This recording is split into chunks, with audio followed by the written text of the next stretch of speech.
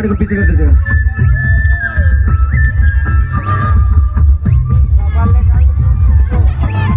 मंगल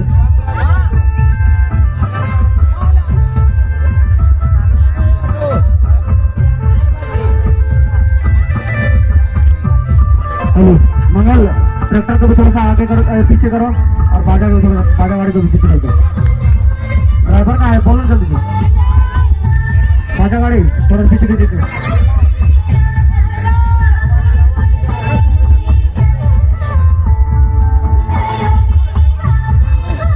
साठ दो